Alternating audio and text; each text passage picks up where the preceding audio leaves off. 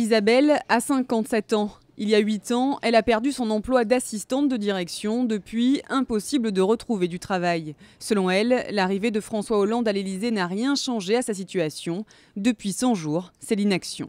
Je n'ai vu aucune action concrète du gouvernement et de François Hollande jusqu'à présent.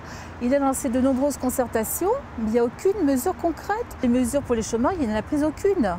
Anne a 49 ans, fonctionnaire en province. Il y a 2 ans, elle décide de changer de région et de métier. Depuis, elle est au chômage. Pour l'instant, elle ne sent pas encore les effets de l'action du nouveau gouvernement sur son cas personnel, mais elle garde espoir en François Hollande. On pourrait s'interroger sur le fait qu'il passe beaucoup de temps médiatiquement aussi sur ces grosses entreprises comme PSA, Doux.